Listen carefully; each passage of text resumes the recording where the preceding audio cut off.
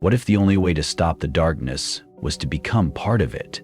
When Claire returns to the forgotten coastal town of Wellspring to uncover the truth about her father's mysterious death, she finds more than family secrets buried beneath the waves. A decaying lighthouse, a town that refuses to remember, and a force ancient, hungry, that's been watching for generations.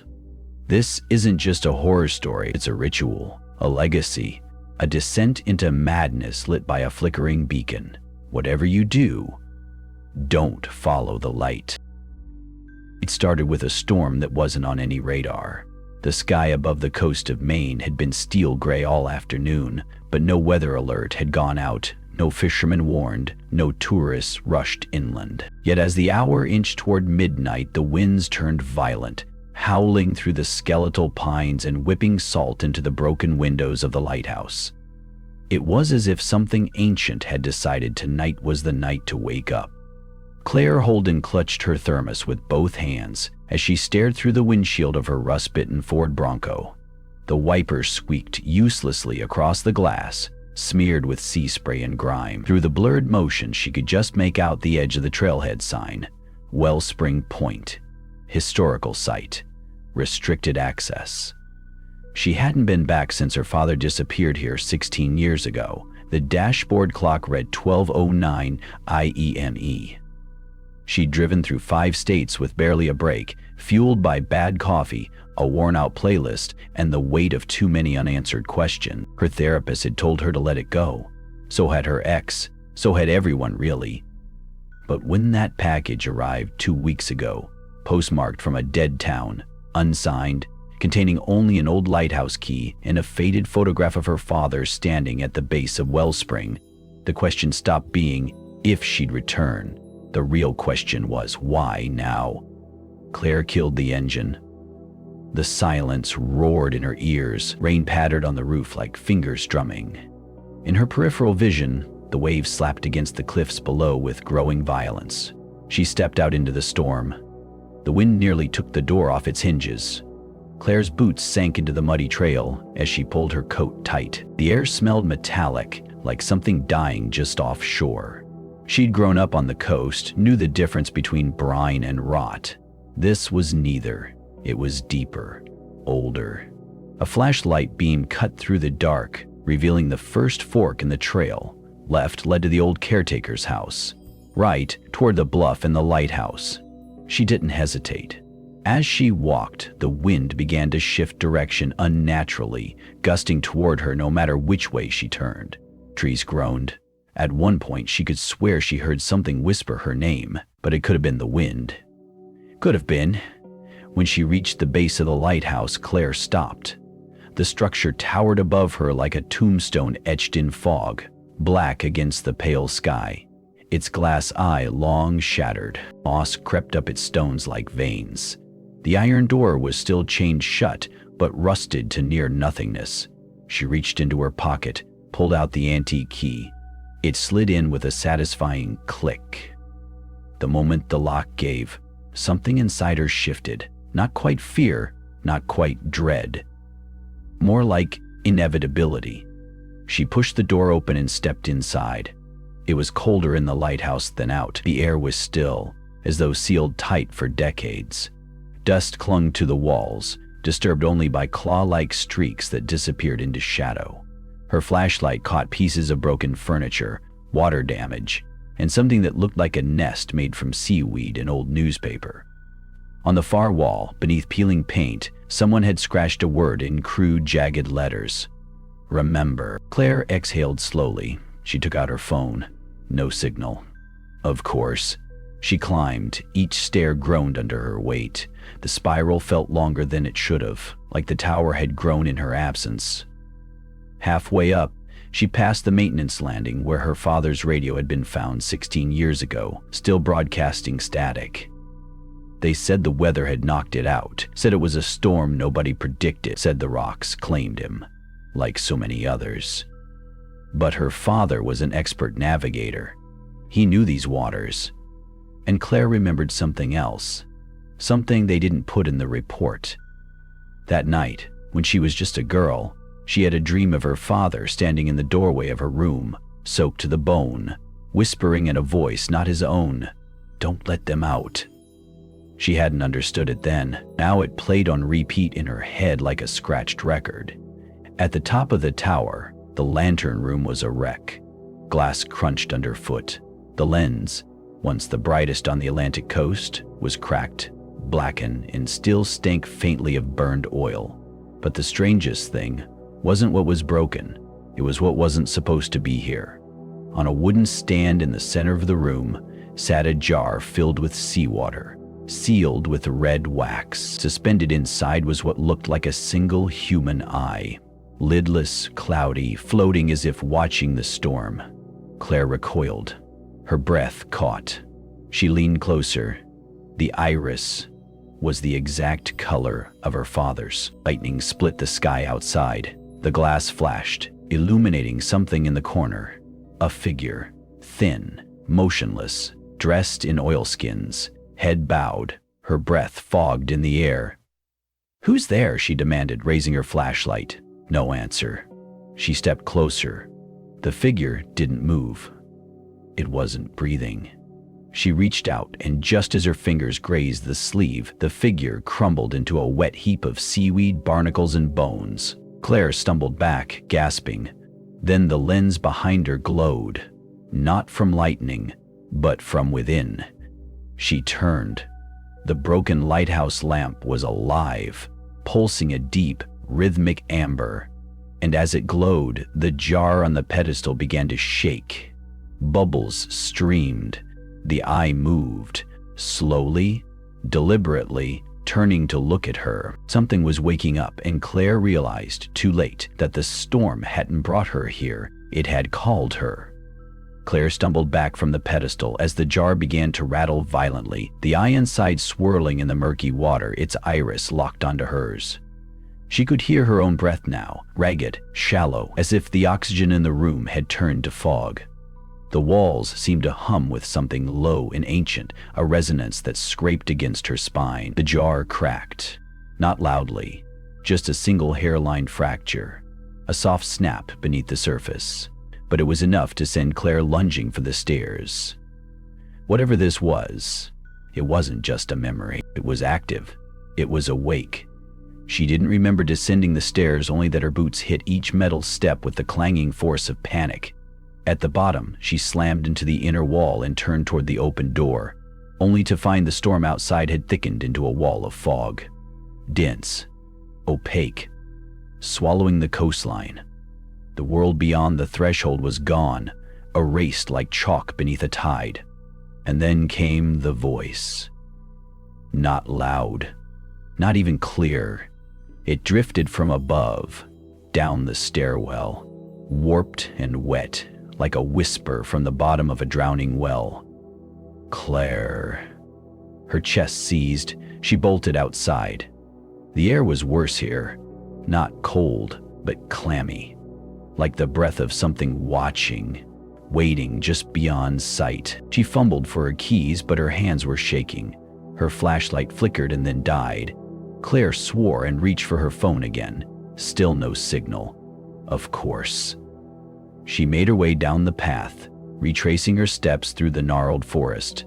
Trees loomed closer now, the trail narrower, as if the woods themselves had changed shape behind her. The caretaker's house was still visible in the distance, a sagging outline barely holding its structure, half eaten by vines and time. She hesitated at the gate. If there were any records of her father's time here, any logbooks, notes, anything that could explain what she'd just seen, they'd be inside. But something in her stomach churned, warning her that the answers might cost more than questions ever had. Still, she pushed open the gate. The garden had become a swamp. Muck sucked at her boots as she crossed the yard, every step releasing an earthy stench like rotted kelp. The door creaked open without resistance. Inside, the house was silent. Too silent. She swept the beam of a backup light across the room. Dust floated like ash. The furniture remained frozen in place, a worn-out sofa, a toppled lamp, and on the far side, a desk beneath a boarded window. Pinned to the wall above the desk were dozens of faded photos. Most were of the lighthouse, taken at different times of day, under different storms. But a few were of people. Men in slickers, women in uniforms, locals perhaps. One face stood out immediately, her father's. He looked younger than she remembered. In one photo, he stood beside another man with wild hair and sunken cheeks, both of them holding something between them. It was hard to make out at first, but when she leaned in, it was the same jar, same red wax, same eye. Claire felt her stomach twist. A folder sat half-buried beneath scattered maps on the desk. Inside were handwritten notes, pages dated months before his disappearance. One entry read, March 4th. Heard it again last night. The horn call. But the fog hasn't lifted in 3 days. Locals say it's Wellspring singing.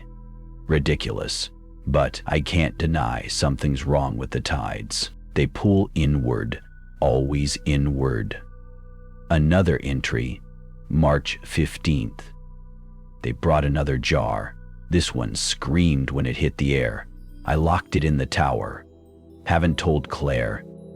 Then, March 18th. I think it's watching me now. The sea. Not the lighthouse. The sea. It's not a place. It's a throat. Claire's skin crawled. She turned the page. There were drawings, diagrams, circles within circles, tide charts marked with symbols she didn't recognize, and at the bottom a single line underlined in black ink. They never left. The light keeps them in. A groan echoed from upstairs. Claire froze. The caretaker's house was supposed to be empty. Her light swept toward the staircase. Shadows danced against the warped wallpaper. Another creak. She stepped back, and her boot landed on something soft. She jumped. It was rope. Frayed. Wet. She followed it with her light and saw it lead out of the room. Through the open door, dragging into the fog. That wasn't there before. Claire hesitated. Then, from upstairs, a thud. Not thunder, not wind. A deliberate footstep. She didn't wait. Claire tore out of the house, back into the fog, lungs burning with cold air. The path twisted beneath her feet, the woods groaning with things unseen. She needed to get to the car, to get away. None of this made sense, but every part of her screamed to run. She rounded the final bend and stopped dead. Her Bronco was gone, not broken, not vandalized, gone, as if it had never been there. Not even tire tracks remained in the mud, and in its place stood a figure, tall, barefoot, pale, wearing a lighthouse keeper's coat soaked in brine. Claire stepped back. Her breath caught. The figure raised a hand, not in greeting, but in command, and from the fog behind it came movement. Shadows, shapes, crawling, rising. And then the voice again, this time clearer. You opened it. The jar had cracked, and something had come through. The fog didn't move. It coiled. Like something breathing just beneath its surface, Claire's scream died before it reached her throat. Her muscles locked, her body paralyzed by the silhouette in the mist. The figure didn't advance. It simply stood, unwavering, inhumanly still, its face obscured, its presence loud in the silence. And then it turned and walked away, fading back into the wall of white. Claire collapsed to her knees. The shock lingered like cold water in her lungs. Her heartbeat thudded in her ears as the fog devoured the last trace of the figure. The shadows that had stirred behind it, she wasn't even sure they were real anymore. Her thoughts felt fragmented, half swallowed by the strange pressure in the air. She forced herself to stand. The car was still gone. No tracks, no engine hum in the distance, just mud and silence in that awful, terrible stillness. She needed to get out. Somewhere. Anywhere. There was only one place left. The town. It had looked small on the drive in. A handful of homes, a church, maybe a gas station. The kind of place where no one locked their doors and everyone went quiet when a stranger walked by. But it was the only hope now. If there were people there, maybe they'd seen something. Maybe they knew what her father had gotten into. Claire followed the gravel path away from the lighthouse grounds, heart pounding with every step. The fog clung to her like spiderwebs. She couldn't see more than a few feet ahead, but the path was clear. Too clear. No overgrowth, no branches, almost like it had been maintained, which was strange, because the more she walked, the more she noticed. No animal sounds, no birds, not even the rustle of wind, only her footsteps, and something else, a distant sound, faint, metal on stone, clink, clink, clink. She froze. It stopped. Claire turned slowly, her flashlight catching nothing but vapor. The trees were too thick now to see the sea, but she knew it was there, waiting just beyond the fog line, patient and anxious. The sound came again, clink, clink, closer. She spun and ran, through the path across an old bridge toward the edge of what she prayed was town. The trees parted slightly, revealing a crooked wooden sign. Welcome to Wellspring, S. 1854, a town barely breathing. She stumbled down the slope, passing rows of salt-worn houses. Paint peeled, windows shuttered. Everything had the look of abandonment, except a curtain moved. Claire stopped. The house was small, off to the left, one of the few with a light on, dim, yellow, flickering.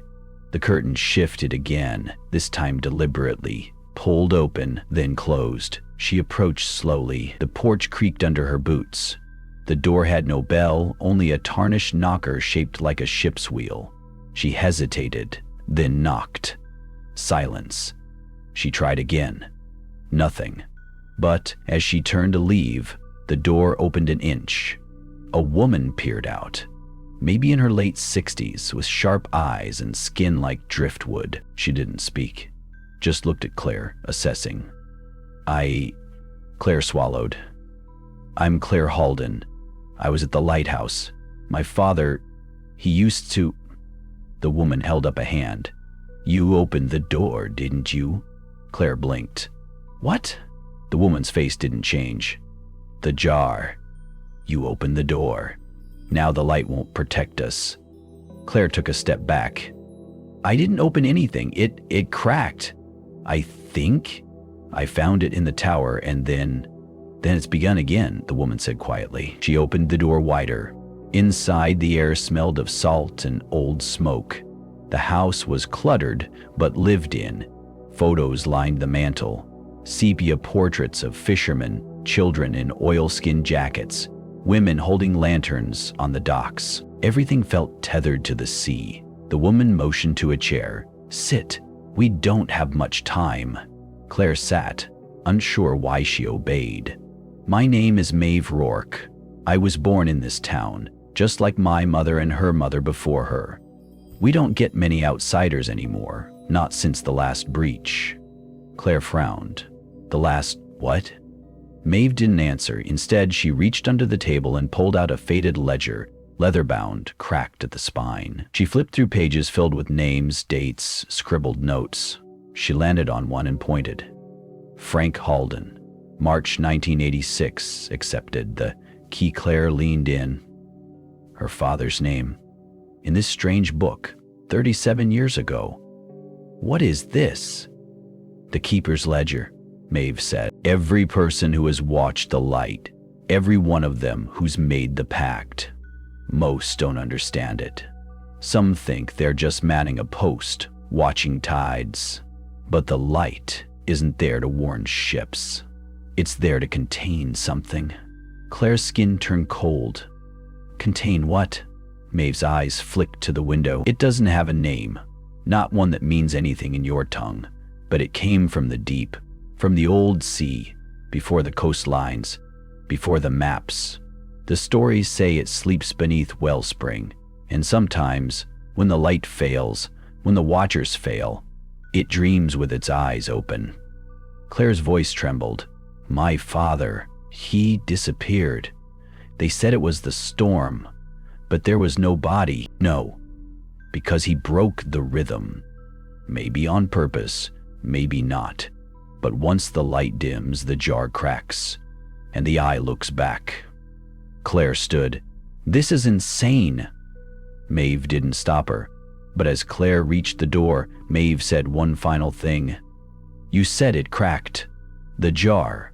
That means the breach has started, and the thing in the fog. It isn't here for you." Claire turned slowly. "Then who?" Maeve looked her dead in the eye. "It's looking for a replacement." Outside, the fog thickened, and the light from the tower flickered. Once, twice, then darkness.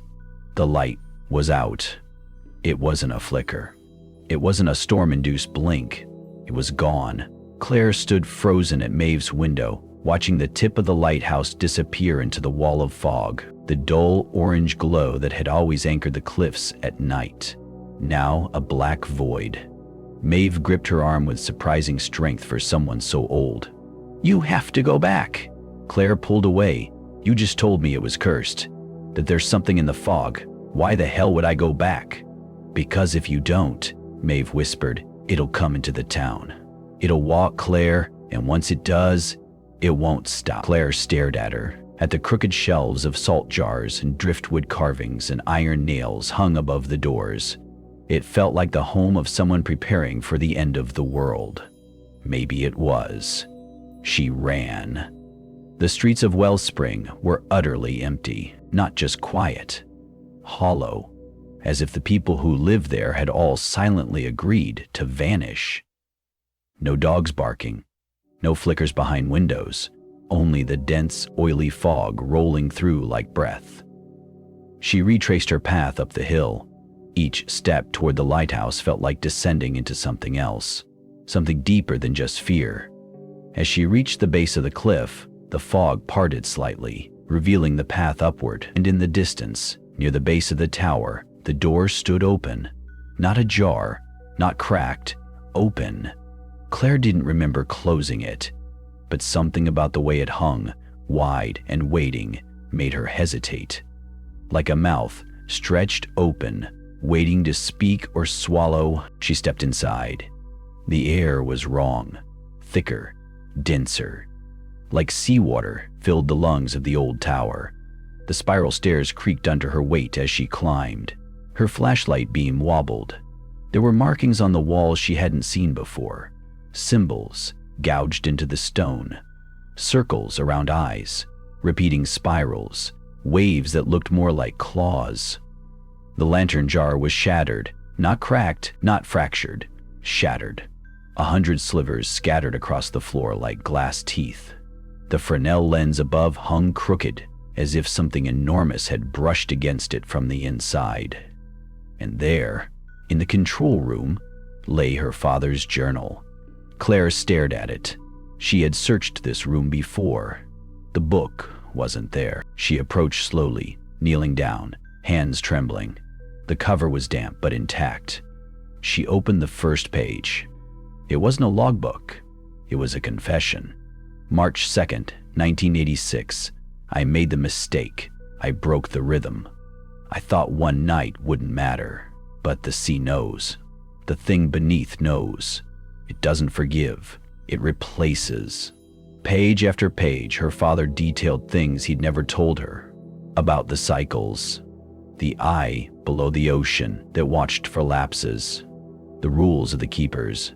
That the light had to rotate exactly every 7.13 seconds, matching the pulse of something ancient beneath the cliff. Claire's stomach turned. When I first arrived, I thought the lighthouse was just broken. But the failures always came with dreams, with figures in the fog, with the sound of bells underwater. Then came the mimic. It wore my voice, my walk.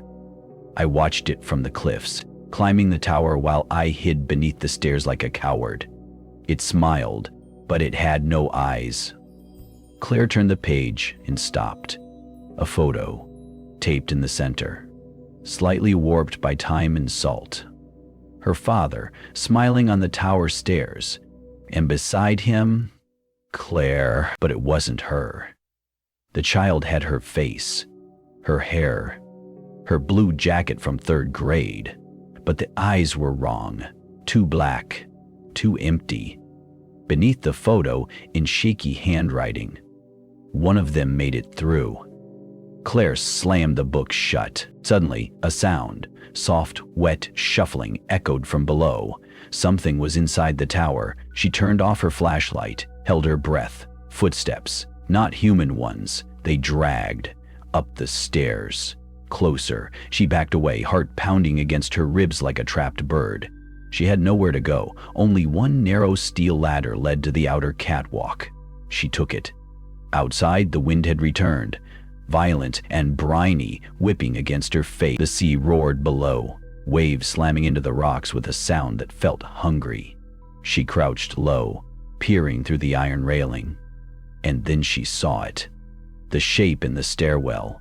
Long arms, bent wrong, a face that changed, cycling through features like a shuffled deck of cards. Her father's face, her own, Maeve's, a stranger's. It didn't blink, it didn't breathe. It simply waited, and then it looked up. Claire gasped. The thing couldn't have seen her, but it knew. It mimicked her gasp a beat later, smiled, and spoke, not with a voice, but with a thought that pressed into her skull like an ice pick. "Welcome back, Keeper." Claire screamed and lunged for the emergency flare box bolted to the railing. It was rusted shut. She yanked, pulled. Finally it burst open, and she lit one. The flare hissed, casting red light across the deck. The figure recoiled slightly, the illusion of faces flickering out like burned film. She held the flare high, but the thing laughed. The sound wasn't right. It echoed inside her ears, and then it whispered one final word. Replacement. The morning never came. Claire waited on the rusted catwalk of the lighthouse until her legs cramped and her eyes burned, the emergency flare long extinguished and tossed into the sea. But the sky never lightened, the fog never lifted, and the sun, if it existed, had chosen not to rise over Wellspring that day. Or maybe it had forgotten how. She finally descended. The stairwell was empty. No sign of the thing that had worn her face and called her keeper, but its memory clung to the walls, a scent like burnt seawater and spoiled honey. The journal was gone, so was the photo. She didn't remember dropping either. When she reached the bottom, the lighthouse door was shut.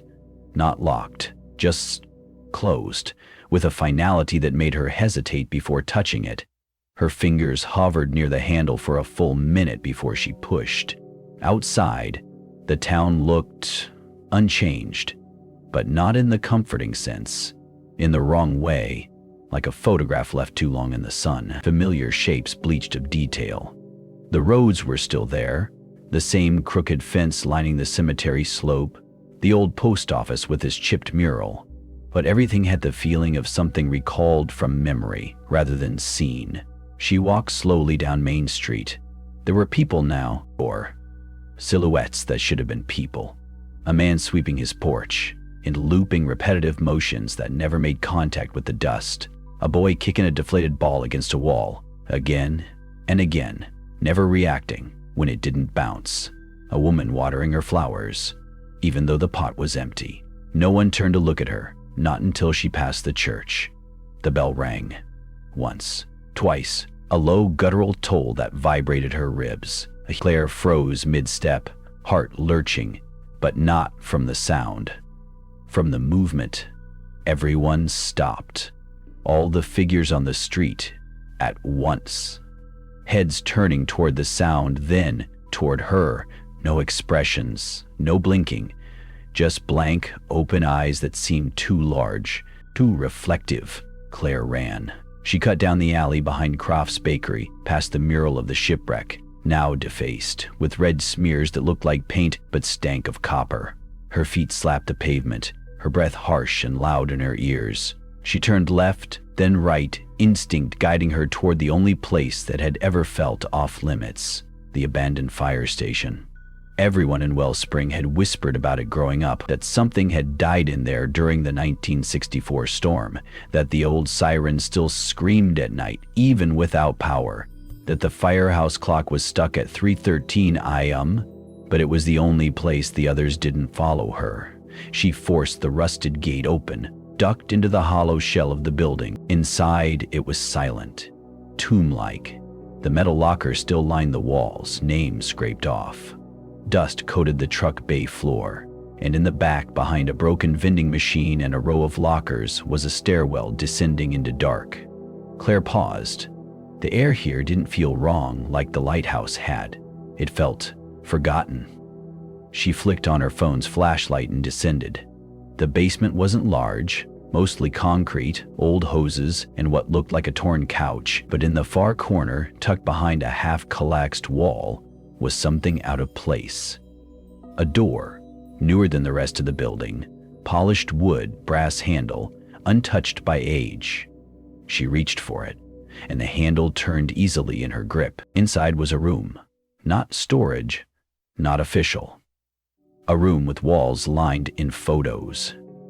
Claire stepped in slowly. The air was warm, too warm, and scented faintly of brine and citrus. She turned in place, scanning the images on the walls. Photos of Wellspring, the lighthouse, the cliffs, the docks, the streets. All dated, labeled meticulously. But then she saw the pattern. Each photo had one person missing, a blank shape, like someone had been carefully scraped out. Dozens of images, decades apart. Always a different person, always removed, and always the same note below, replaced. Her blood chilled. She reached the last photo. It was her, standing outside the lighthouse, age maybe 13, holding her father's hand. He was smiling. She was not. And beneath it, Subject 42, incomplete transfer, monitor status. She staggered back, bumped into a table. On it lay a reel-to-reel recorder, still warm, still running. A voice played, warped and slow. When you forget yourself, it remembers for you. When you look in the mirror and it blinks back, that's when it's close. And when the light goes out, the tide brings replacements. The tape stopped. Claire backed out of the room, heart in her throat. She emerged into the firehouse garage and froze. Someone stood in the doorway. Maeve. But not the Maeve she'd met. This Maeve was younger, taller, eyes clearer. She wore a red slicker and a sardonic smile. "Did you find what you needed?" she asked. Claire shook her head. "What is this place?" The woman stepped forward. "You're looking in the wrong direction, dear." Claire raised an eyebrow. "What direction is right?" The woman pointed. "Not toward town, not toward the sea, but up." Claire followed the gesture, confused, until she noticed it. The ceiling of the garage wasn't concrete anymore. It was sky, twisting, moving skyless and starless, churning like a whirlpool. And something was watching from above. Something huge. And then, the siren blared. A deep mechanical wail from somewhere deep beneath the firehouse. 3:13 a.m. Claire staggered back as the light in the room began to pulse.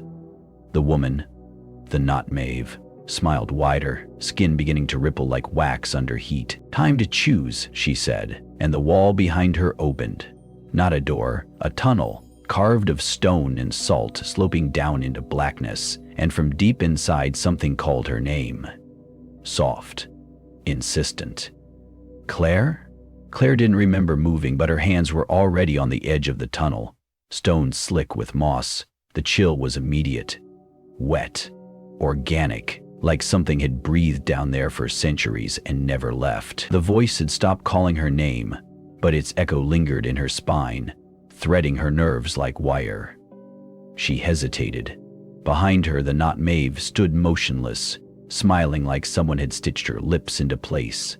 Her eyes shimmered, no pupils, just silver ripples as if reflecting a sky Claire couldn't see. Claire stepped into the tunnel. The walls narrowed after just a few feet, forcing her to crouch, then crawl. The sound of her breath echoed oddly, like it belonged to someone behind her. The deeper she went, the more the walls pulsed, subtly, like a throat swallowing. Eventually, the tunnel opened into a chamber. octagonal, carved entirely from salt. In the center was a pool, still, black, impossibly deep. Surrounding it were candles, dozens, maybe hundreds, flickering without smoke. The air tasted metallic, and above the pool, suspended mid-air, was the journal. Her father's journal, perfectly dry, pages fluttering despite the absence of wind. She stepped forward, hand outstretched, but as her fingers touched the leather cover, the room changed. Suddenly she was standing in the lighthouse. Daylight streamed through the top windows. The sea sparkled. Birds called from the cliffs. She looked down. The journal was in her hands. She flipped through the pages. Every entry was intact. No redacted lines. No water damage. Dates she recognized. Places she'd been. But the words, they weren't her father's. Subject adapting well to phase 2 stimuli. Memory interference stable. Identity regression at 47%. Resistance remains, however. Further observation required. Her breath caught. She turned the page. Claire exhibits autonomous behavior beyond expected parameters. Dreams indicate possible contamination by external entity. Note: Lightkeeper presence confirmed near shoreline on 9/13. Prepare containment. A cold wave spread through her chest. She turned another page and screamed. A photograph had been stapled to the page. Her own face, eyes hollowed out with a pin, mouth open in a silent scream, and below it, handwritten in her father's distinctive block letters, "Not her." The walls of the lighthouse cracked. A sound like bones splitting apart echoed through the structure, and the illusion shattered. Claire fell backward, crashing onto the cold salt floor of the chamber. The journal was gone. The candles extinguished. She wasn't alone anymore. A figure stood across the pool, shapeless at first, like steam rising from boiling water, but it began to solidify, skin pale, almost translucent, long seaweed-like strands for hair, eyes made of static, and a mouth that never moved but still whispered, "You never left." Claire backed away, but the salt floor stretched, lengthening the room impossibly, never letting her reach the exit. "You drowned," the voice said. "They fished you out and made something new." The candles relit, one by one. Blue flame. The figure stepped across the pool, not disturbing the surface, and leaned in close. Claire saw her own face in the thing's features. Warped, stretched, like a mask trying to remember the skin beneath it. "You are the last of her," it said. "The others didn't last." Claire screamed and threw herself toward the tunnel. This time, it let her go. She crawled without breath, scraping her hands bloody on the stone. When she finally reached the firehouse garage again, the sky ceiling was gone. Everything was darkness now, save for the dim red bulb above the siren. Still flashing, still screaming. 3:13 a.m. The Notme was waiting. "Did you see it?" she asked. Claire didn't answer. "Did you remember?" She tried again, cocking her head like a child watching an animal bleed. Claire stood slowly, trembling. "I need answers," she said. "No more riddles." The woman shrugged. "Then stop asking questions like a human." And then she blinked. Once, Claire did the same. And in that blink, everything shifted. She was no longer in the firehouse. She was standing on the cliffs outside the lighthouse, but not outside, above, as if the sky had inverted. The town of Wellspring hung below her like a model diorama, pinned to nothing. Lights flickered in the houses. People moved like insects across strings. And in the center of it all, the lighthouse. But it was open, split down the middle like a cracked egg, revealing gears, roots, and something vast beneath. A dark, writhing mass of tendrils coiled around a central core that pulsed with violet light. She couldn't move, couldn't breathe. And then the whisper returned. "She's almost ready," Claire screamed. But no sound came. She fell. Downward, into the lighthouse, through walls and memories and blood, past versions of herself, crying, bleeding, changing. She struck the floor of the tower and woke. In her bed, the morning sun pouring in, The fog gone, the town alive, birds chirped, distant bell rang noon. Her phone buzzed. A message from Maeve. "Lunch at the diner? You okay?" Claire stared at the screen. Outside, everything was normal, except on the dresser by her mirror, something gleamed. A key. Long, brass, burnt at the tip, not hers, and when she looked in the mirror, her reflection blinked before she did. The mirror blinked first. Claire staggered back, her breath catching in her throat. A scream locked somewhere behind her tongue. Her reflection stood still for a second longer than she did. Then it smiled. But Claire didn't. She backed away from the dresser until her spine hit the wall, the phone still buzzing on the bed with Maeve's message. "Lunch at the diner? You okay?" The words felt foreign, like they came from another life, one she had only dreamed of, or one she had already left behind. She turned back to the mirror. Now the reflection matched her again.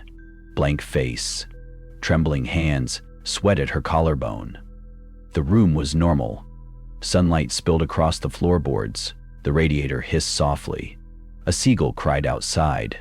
But the key, it was real. She picked it up, the brass strangely warm, as if it had been clutched in a fist all morning. The burn mark at the tip resembled something, not random, like a symbol or a brand. She couldn't place it, but it pulsed faintly against her skin as if responding to her heartbeat. The phone buzzed again. Another text. "Earth to Claire? I'm already at the booth." She stared at the words. Her thumb hovered over the reply field, but she didn't type anything.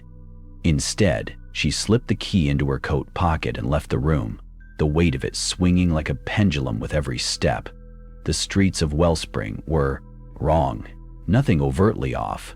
No broken windows, no screaming, but everything shimmered with a false brightness, like someone had boosted the saturation on a photograph. The people moved as if following invisible tracks. Children played on a sidewalk without laughter. A dog barked, but it sounded like a recording. Claire walked past the old post office and felt her stomach twist. There was a man standing at the corner. He wore a gray coat, a Lighthouse badge on the lapel. His face was turned away, but she knew that profile. Her father. No, it couldn't be. She froze. The man turned, and it wasn't him, just a stranger. But his eyes locked with hers, and he nodded once, as if to say, "Keep going." Claire hurried on. Maeve was already waiting in the booth near the window at Rosewater Diner, sipping coffee and flipping through a book of crosswords. Her face lit up when she saw Claire. "You look like hell," she said cheerfully. Claire sat slowly, hands flat on the table. "I didn't sleep well." Maeve raised a brow. "You had that dream again?" Claire paused. Maeve studied it. Sort of. She didn't know how to describe it. The tunnel, the chamber, the reflection that moved on its own. Maeve studied her, frowning. "You sure you're okay? You look like you've seen a ghost." Claire smiled faintly. "Worse." They ordered food, pancakes and eggs, but the food tasted muted, like something out of a memory. Claire pushed hers around the plate and barely noticed when Maeve reached across the table and touched her wrist. "Hey," she said, voice low. "You know the lighthouse is open again?" Claire's fork stopped mid-air. "What?" Maeve nodded. "Yeah, I saw the keeper come back this morning. Thought he was dead, to be honest." "There is no keeper," Claire whispered. Maeve stared at her. "Claire? Of course there is. Hasn't been for a while, but someone's up there now. Lights on and everything." Claire's heart began to pound. She reached into her coat pocket and placed the key on the table. Maeve blinked. "What's that?" "I don't know," Claire said. "I woke up with it." Maeve didn't touch it, but her expression changed, like she recognized it or feared it.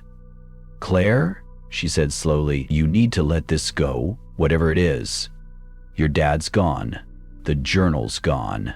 You've been—" "No," Claire interrupted. "It's not gone, and something is happening. I don't know what it is, but I'm not crazy." Maeve hesitated, then leaned in. "You want to know something weird?" Claire waited. The diner's jukebox has been playing the same damn song on loop all morning, Maeve said. I unplugged it. Still plays. Nobody else seems to hear it. Claire turned. The song, soft, faint. It was Claire de Lune. Her father used to play it on the piano.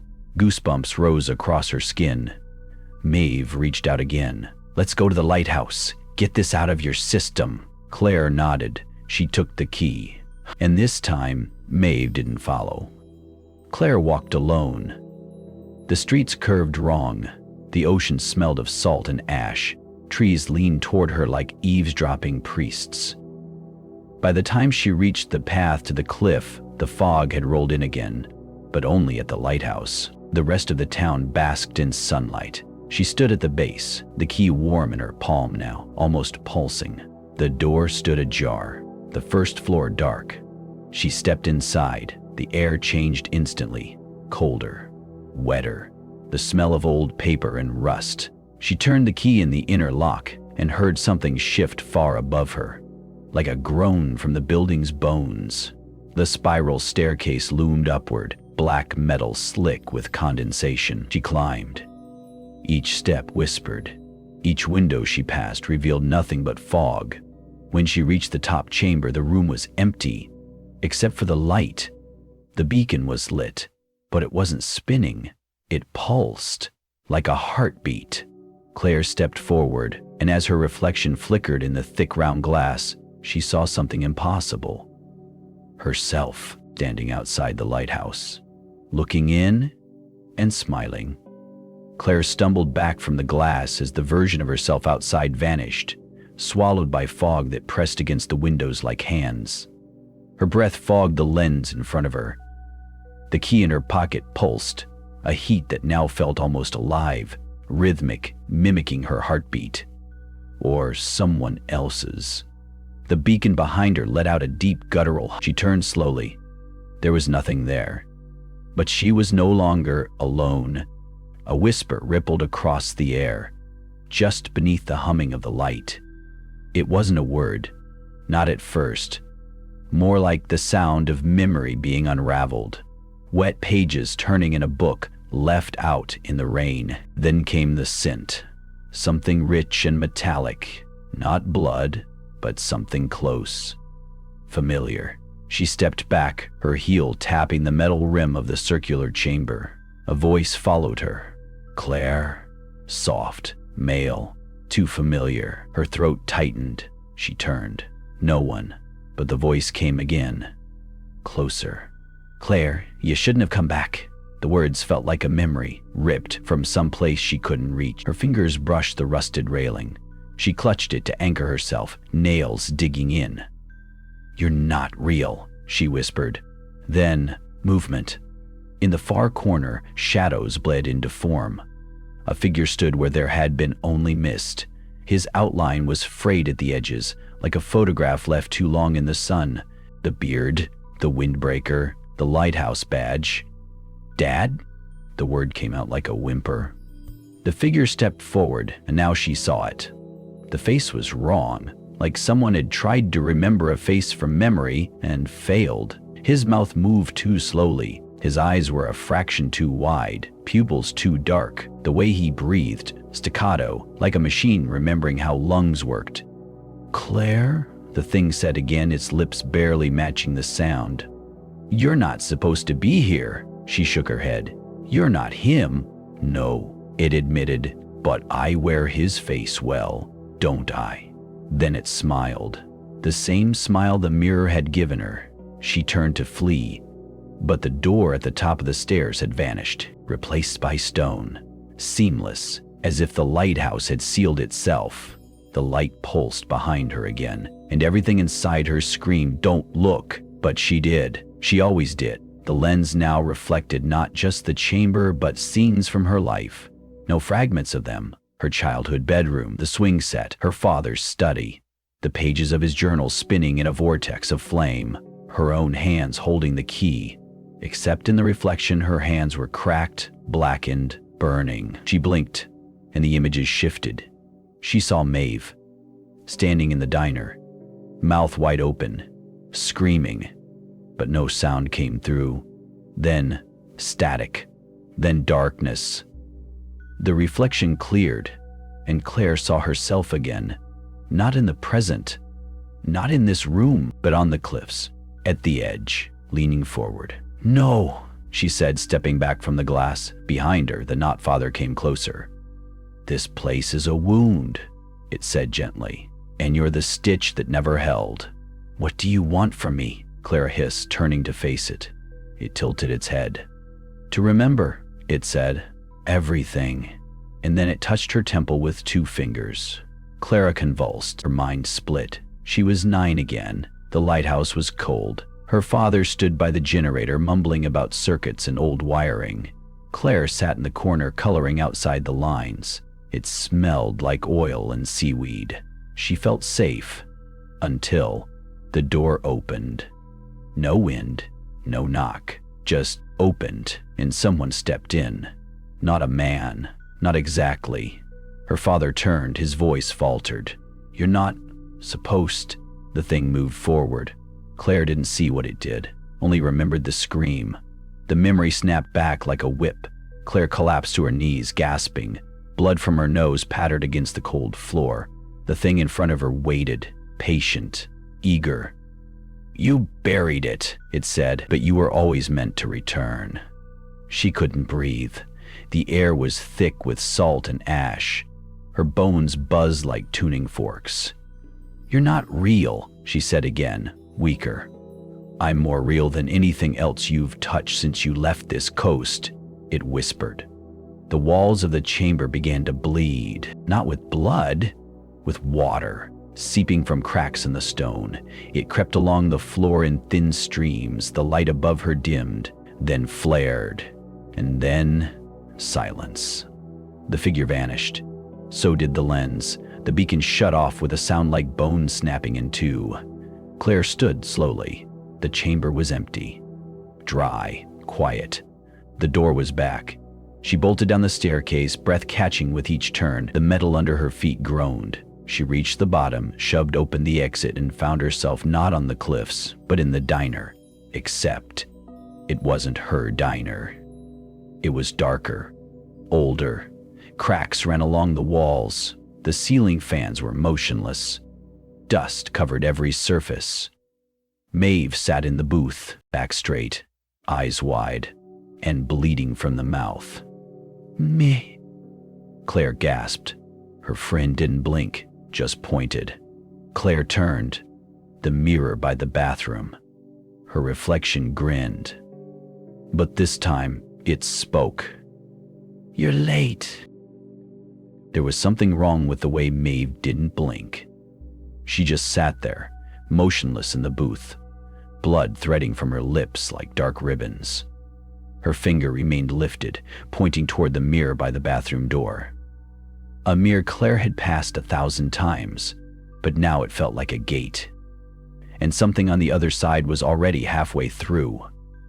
Claire tried to move, but her feet felt nailed to the diner floor. The air hung heavy, dense with the scent of salt, dust, and rust. The lights above flickered, their buzz like whispers trapped in glass.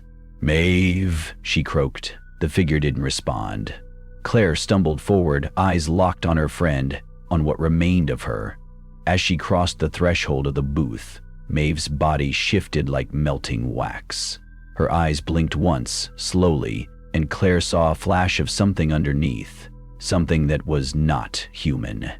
Then Maeve opened her mouth and whispered, "Page 32. "What?" Maeve didn't repeat it. Her form dissolved into ash, collapsing onto the torn vinyl seat, scattering like burned pages in the windless room. Claire backed away, trembling. The diner darkened. Only the mirror remained illuminated, casting back an image that no longer mimicked her movements. Her reflection was standing still, watching her with a smile too wide to be hers. The mirror's surface rippled like water. Claire turned and ran.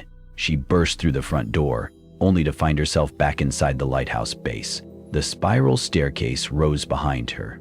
The beam overhead hummed like something alive. It was becoming clear. There was no escape route. The island didn't play by her rules anymore, if it ever had. Her pulse throbbed. She reached for her father's journal, flipping through the water-stained pages until she found it. Page 32. The ink was smeared in places, but she could still make out the sketch of a circle carved with runes.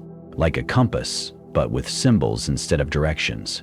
There were 4 quadrants, each labeled with a name.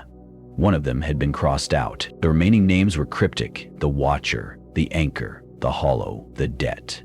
Claire stared at the page, heart thudding. There was something familiar about the pattern, something she'd seen in the cracks of the lens chamber, something buried in the map in her father's study. Then her fingers brushed the edge of the page, and something moved behind it. A second layer. She peeled it back. Underneath was a map, not of the island exactly, but of the beneath. A network of chambers, tunnels, and something labeled simply the Heart. It pulsed on the page like a wound. At the bottom of the page, in her father's unmistakable hand, were 5 words. Only one must remember fully. Claire exhaled. She was beginning to understand. This place wasn't just haunted, it was designed like a ritual machine. Every corridor, every mirror, every impossible reflection was part of a pattern. A loop. One meant to be walked again and again.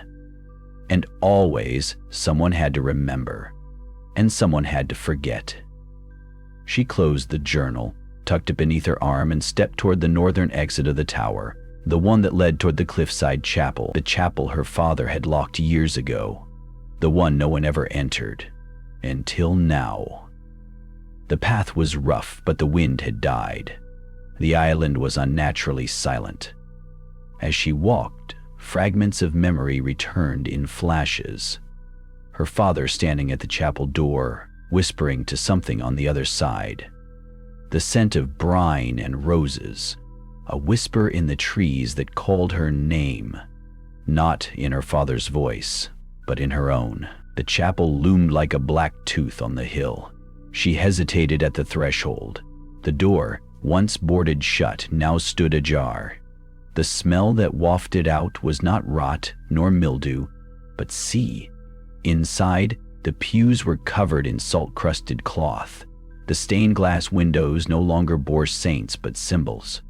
The Watcher, the Hollow, the Debt, the Anchor.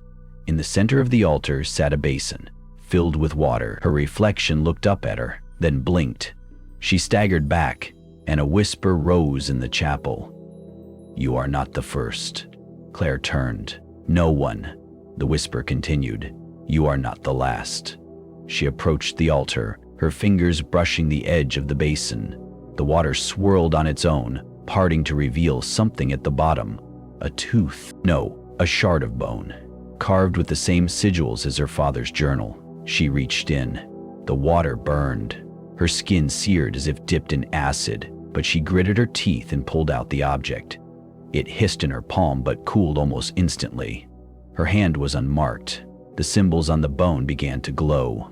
Then she heard it. Footsteps. Slow, coming down the chapel aisle. Claire turned slowly, her breath caught. It was Maeve, but not.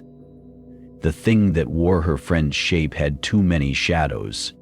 Her mouth didn't smile, her cheeks did, her eyes were pits, empty. Claire backed toward the altar. The Maeve thing spoke. "Do you remember the first ritual?" Claire shook her head. "You should," it said. "You carried the anchor once."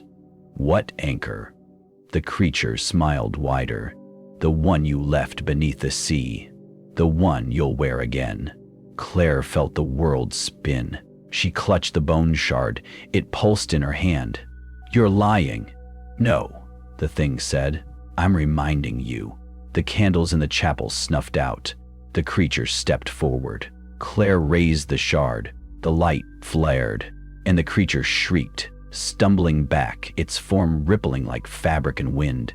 Claire turned and fled through the side exit, heart hammering. She didn't stop until she reached the northern cliffs. Below, the sea churned, not in waves, but in spirals. Something vast moved beneath the surface. She collapsed to her knees, and then saw it. Etched into the rock beside her, the same compass from page 32, and next to it, a name scratched in blood. Claire Wellspring. She wasn't just here to investigate. She was part of it, and she always had been. The name carved into stone kept bleeding. Claire stared at it, knees sinking into cold moss as waves snarled beneath the cliffs.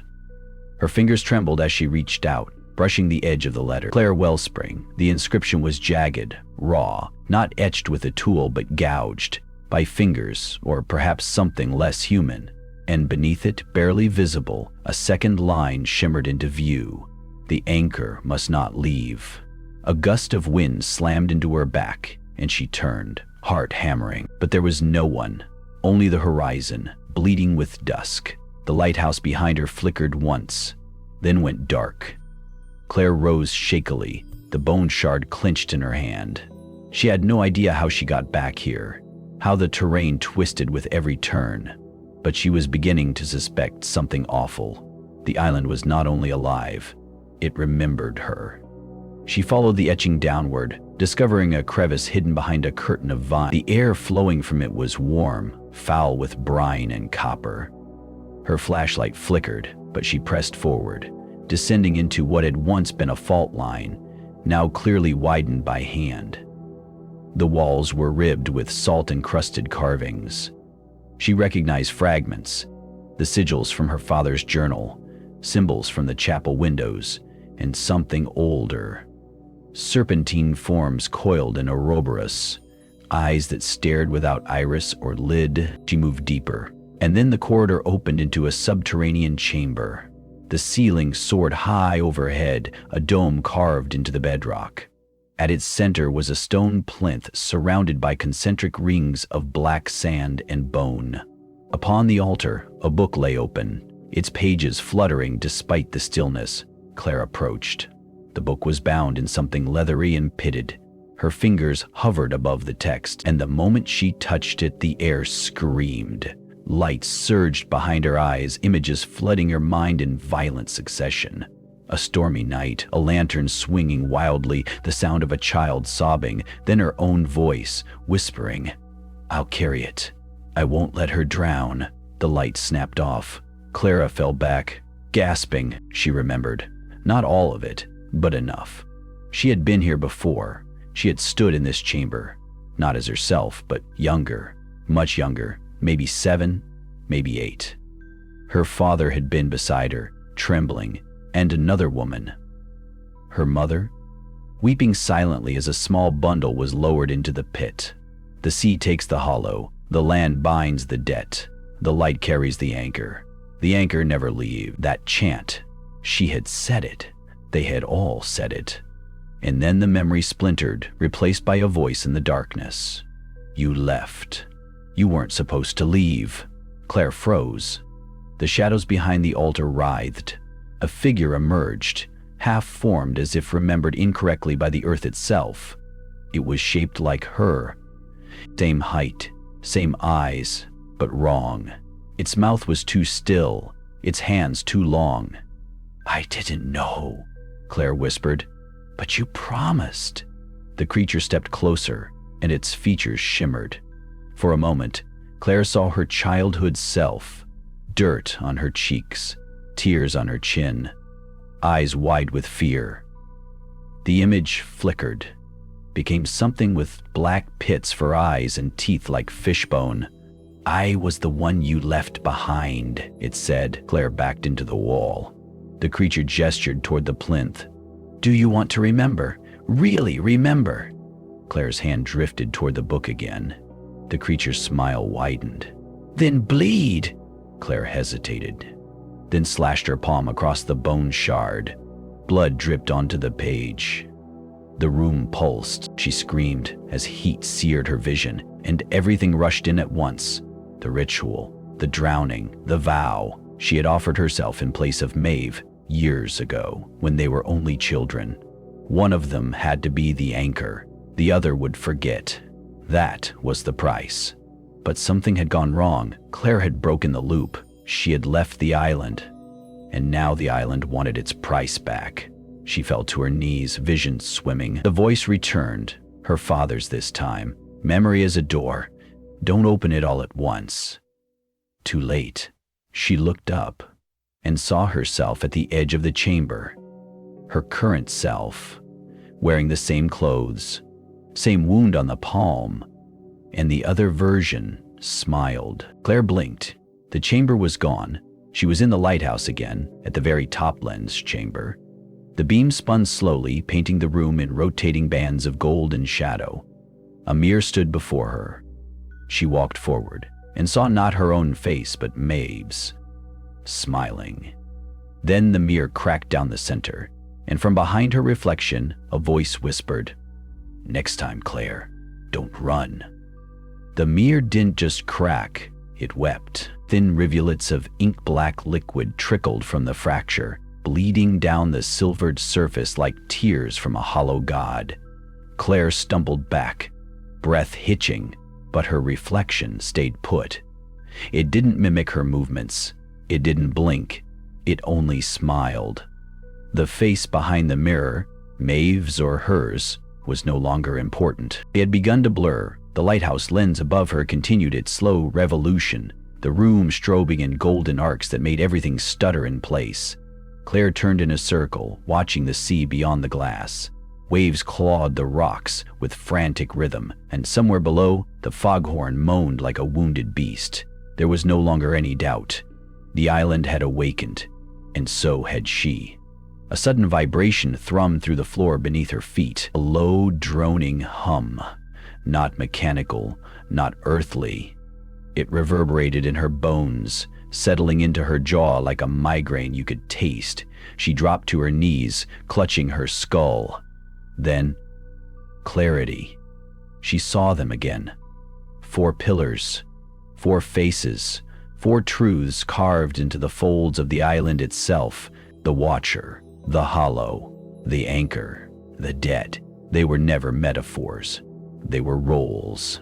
And Claire had tried to abandon hers, but ritual doesn't forget. The only choice left was which shape she would wear when the tide came in. She descended from the lighthouse, shoes echoing against the iron stairs. The door at the base had rusted shut, but when she pressed her palm, still slick with blood from the bone shard, it hissed open. The island had begun to obey her again, just as it had once before. Outside, the wind was unnatural, blowing not from the sea but toward it, as if the land was exhaling.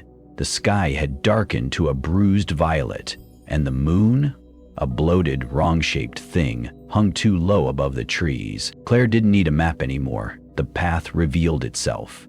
The stones whispered her name. The very branches of the trees curled back as she walked, exposing the entrance once hidden behind decades of moss and memory. The chapel. Its steeple had collapsed, swallowed by vines, but the doors still stood tall. Upon them, the same 4 glyphs pulsed faintly, as if lit from within. An eye, a hollow circle, a hook, and a bleeding tooth. Claire stepped forward. The doors opened without her touch. Inside, the world shifted. There was no ceiling. The walls rose and fell in impossible geometry, and the floor became water, became bone, became smoke. Time bent here, sound twisted into scent. Everything in the chapel was wrong, but deeply familiar. She remembered standing here once, her hands clasped in her father's, as voices chanted in a language older than the sea. There had been fire, salt, and the scream of something that had never been human. The altar still stood, but now it had 4 thrones behind it, each one carved from a different substance.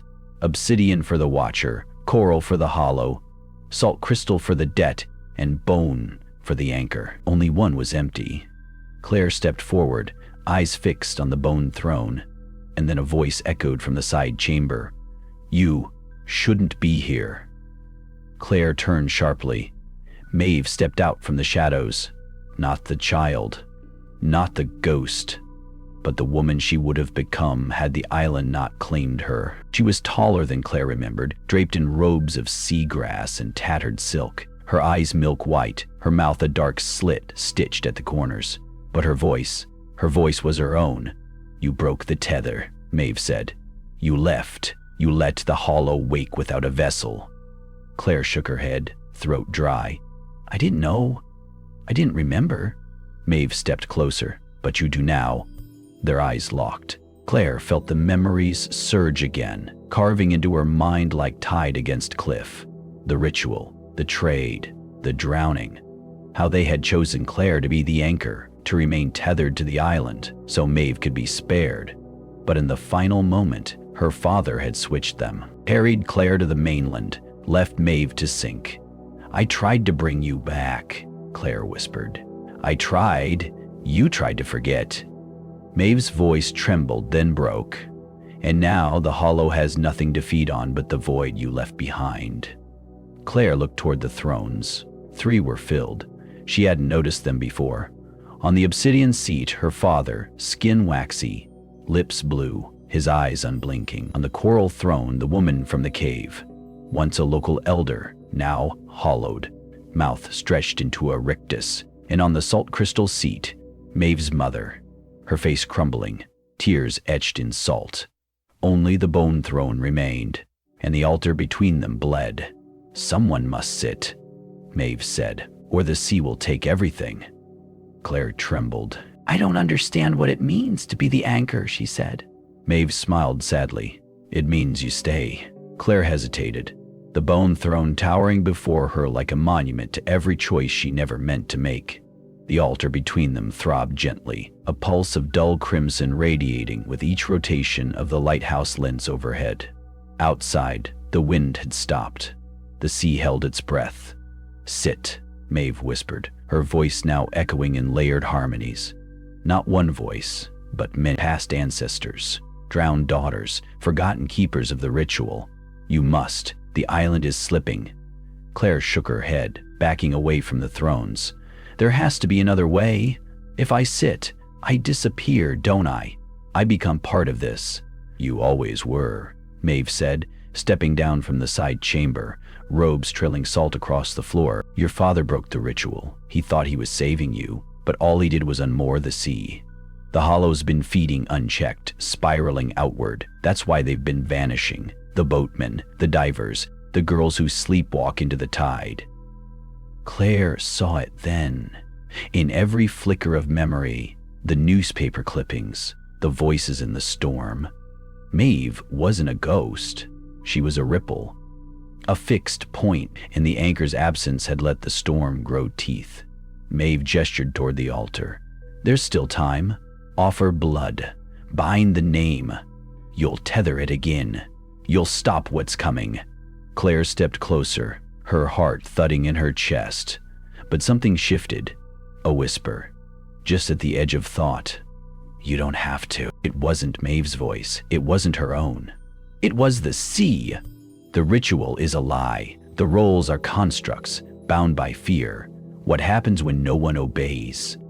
Claire staggered. The world tilted. The chapel began to fracture at the edges, walls curling inward, ceiling bleeding black brine, the thrones dissolving into shapes both ancient and ever-changing. Maeve turned sharply, eyes wide. Don't listen to it.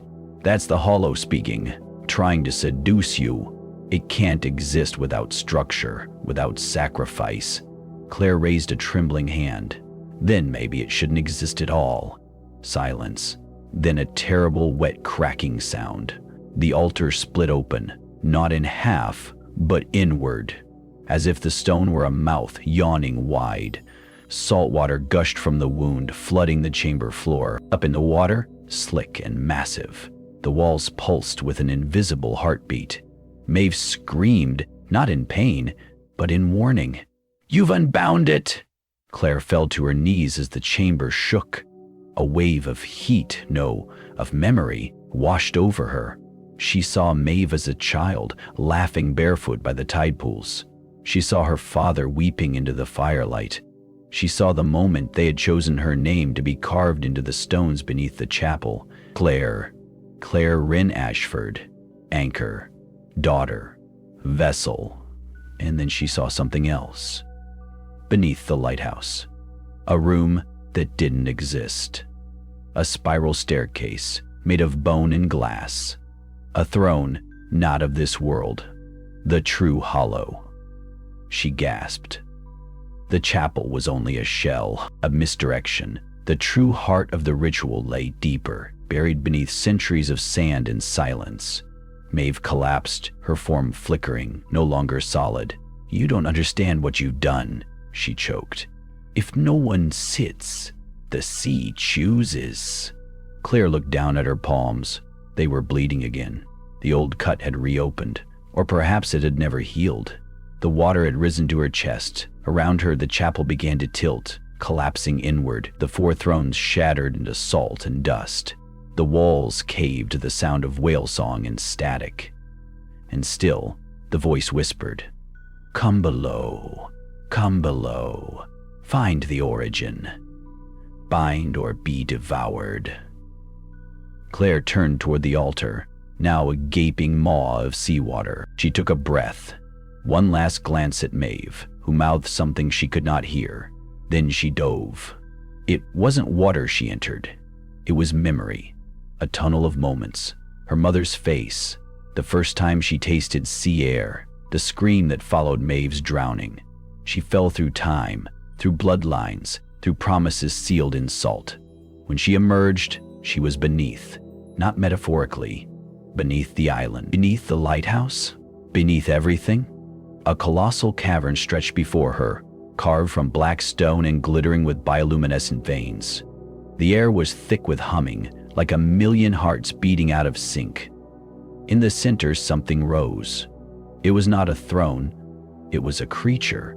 No, not quite a creature, an absence given form. Eyes that weren't eyes, teeth that were spirals, a shape so vast she could only comprehend fragments.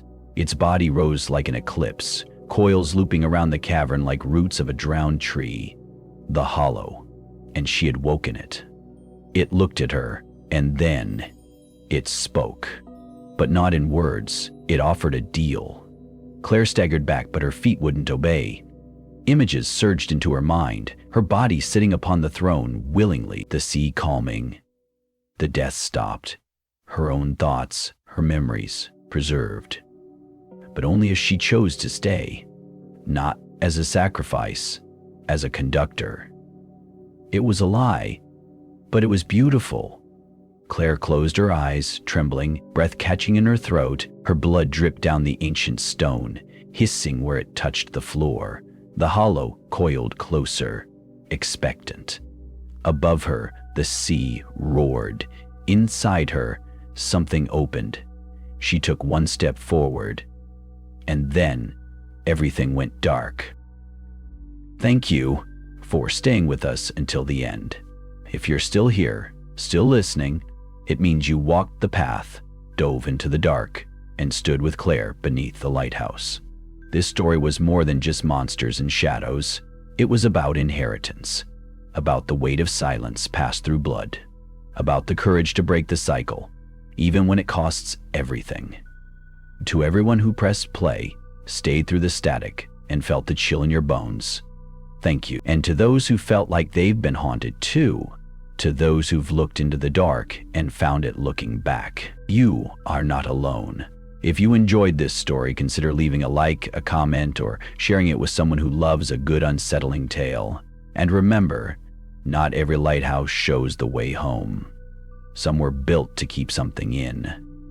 Until next time, stay curious, stay safe, and whatever you do, don't answer the call from below.